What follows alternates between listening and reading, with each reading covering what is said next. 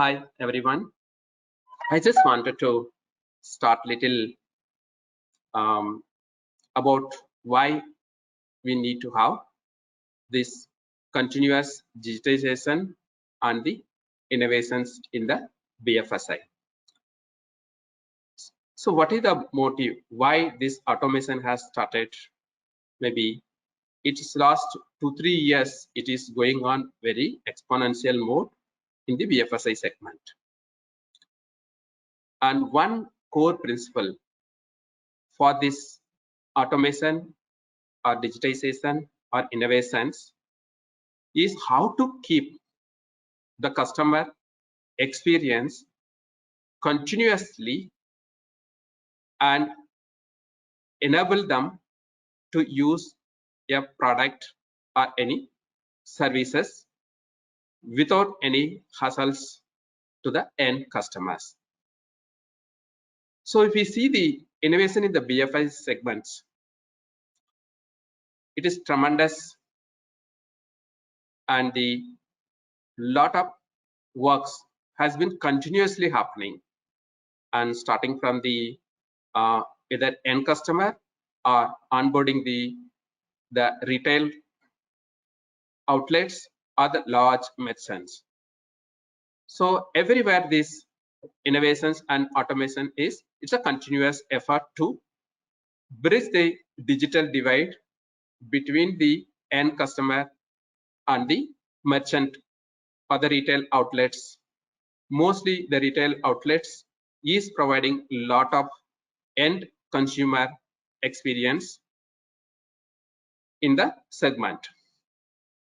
So is it okay to continuously carrying on the digitization and innovations only on the BFSI segment? Definitely the innovations and digitization should continue, but it have to be an inclusive, and also a market infrastructure has to be created for the ecosystems. Otherwise it will become a silo, and the opportunities for the BFSI is a huge. Why it is a huge?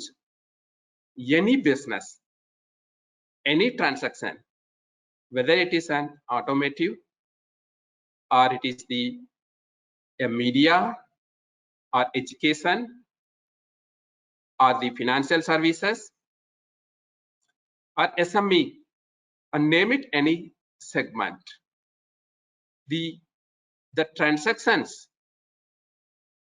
need to be very smooth and the easier.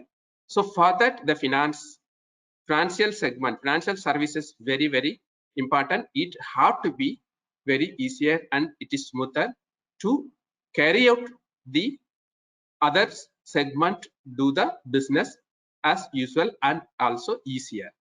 So that's why these innovations or the digital framework have to be expanded to the entire ecosystems. So how we will able to do it? In the ecosystems, if you see the things, and for example, just take a few things, what happened in the industry, in the payment systems in the last 2-3 years. And if I missed to tell or name or forgot to name the UPI, then it is incomplete discussion. And if you say UPI has created a big and the big changes in the entire ecosystems.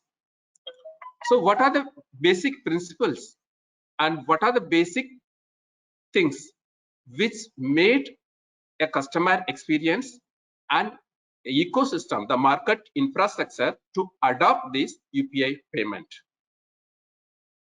There are 3 to 4 factors involved. The number one, customer experience. So you don't use your card, you don't take it out your wallet and swipe and enter the PIN number, or you don't even enter any of your credential in a retail outlet or any POS machines when you are doing or when you are when you're making a payment to a purchase, whether an online or the offline. So what are the unique things? You use your device to authenticate, to authorize your payment, whether you are in front of the a merchant or you are doing a transaction online. This is the unique features which created a more comfort and more convenient, yeah, a great experience to the end customer.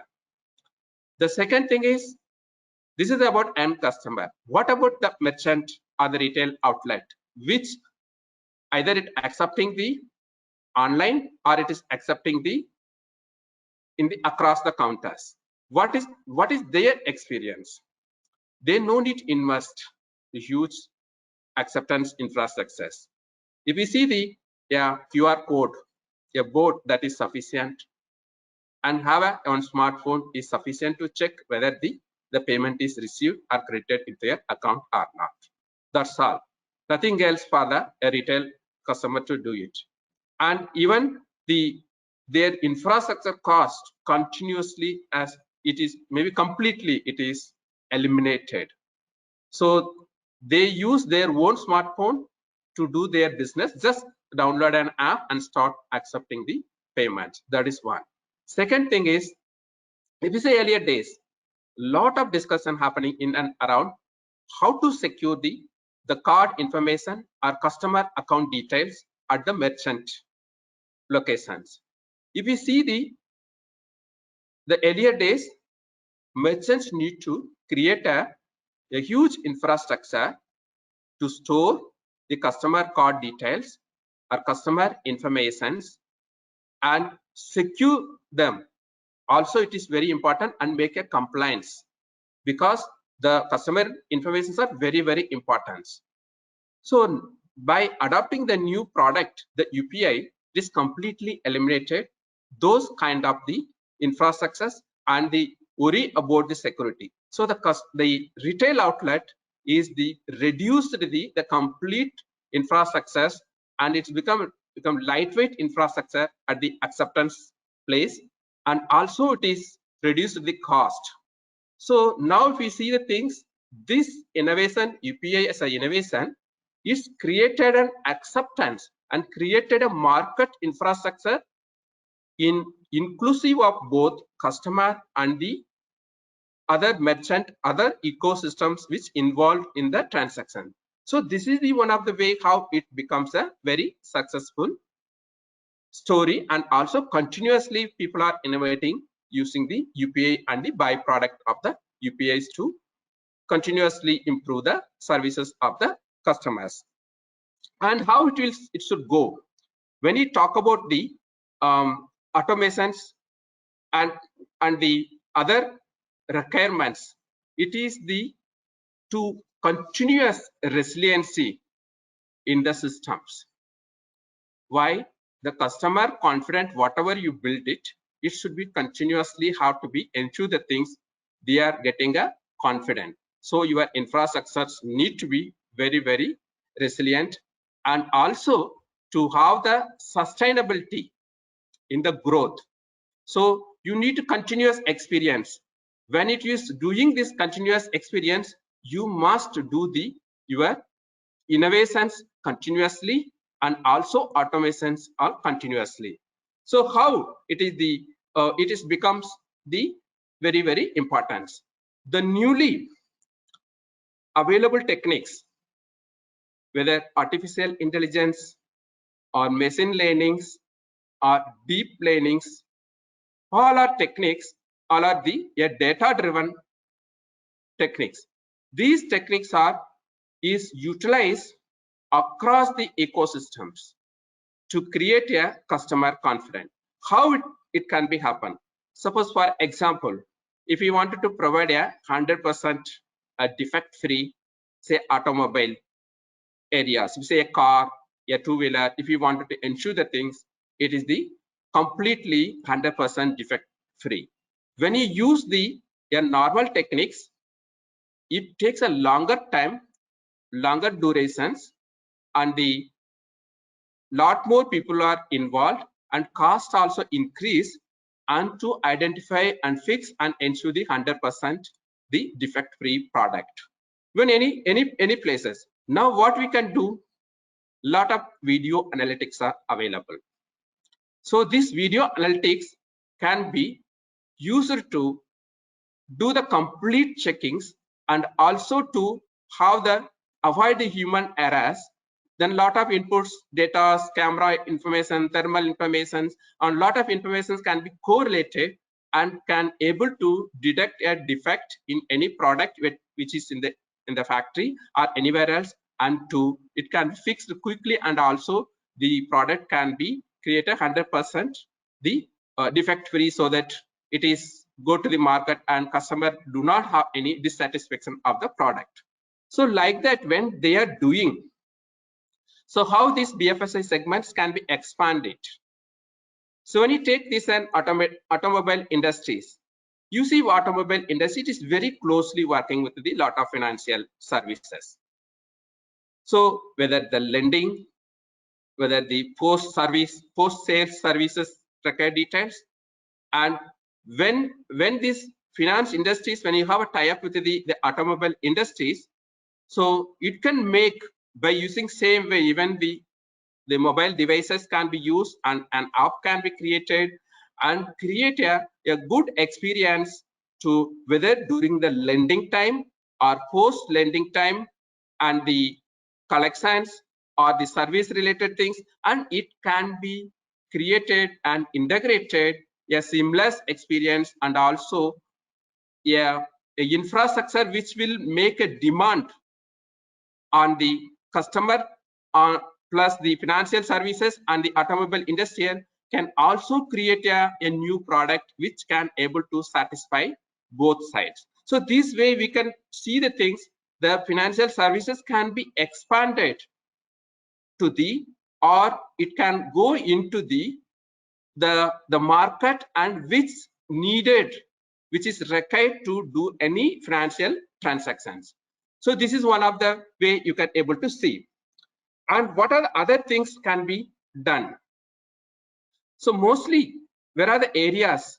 The safety of the ATM transaction, the safety of the, say, if you take the people, maybe a smart city services, or if the parking areas, parking services, or the warehouse monitoring.